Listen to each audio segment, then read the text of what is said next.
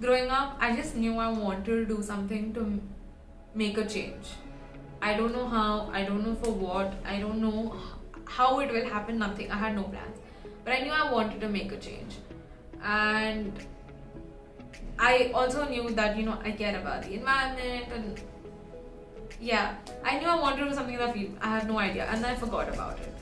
And by doing enterprise, by doing all the weekenders like Lemon Saukawa and Story Cell, I realized that I really want to do something in the sustainability field. And I'm really proud of it that I was at least able to figure it out. Now, what I do, what I don't do is the next step. But I'm very happy that at least I have clarity that, okay, this is the direction I want to work towards in the future. And because I deeply do care about this. So, that is one thing I'm super proud of, being able to discover something I want to do is setting a pattern, but not in a very monotonous way. Setting a pattern in the sense that, okay, things. So, growing up, you have to make timetable because your exams are coming. You need to follow this. You need to study from this time to this time. And I always wanted to do that, but it never worked out for me. And then I always thought, this is not for me. This is just not something I can do. And I lived by that for quite a few years. I'm like, no, there's no point in scheduling. There's no point in doing it. There's no point in doing it. But when I joined enterprise, there was so much to do that I had to schedule it. There was no way I could make 2 or 3 things clash, right? So I had to plan it. Okay, this has to happen from this time to this time because after this I have to go and attend this. Because of which I learned how to schedule and I learned how to schedule in advance, and then eventually I started building a pattern out of it that, okay, in the mornings I will have to take off some personal time and work towards my health.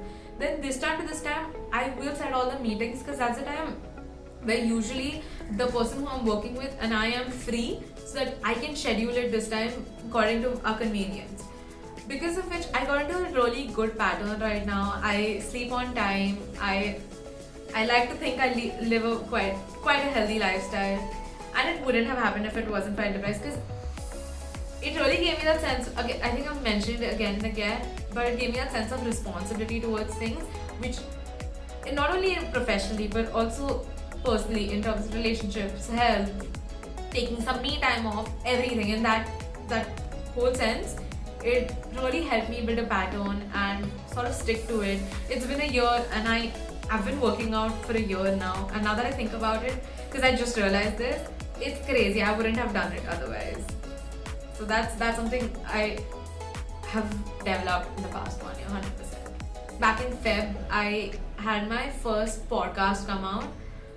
Before this, I've always been very conscious of the way I sound on tape or on phone or any recording essentially.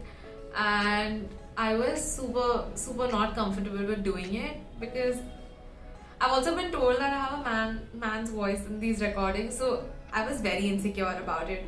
But after my first was done, I didn't even hear it even once. I just put it out. I was like, okay, done. I'm publishing it. And that's how I did it. And then I got a little feedback which was all positive. So that lifted my spirits a little, and then I did a second podcast. Putting that podcast out was very scary, and there are a few blogs where I had to be very vulnerable, which was not easy for me.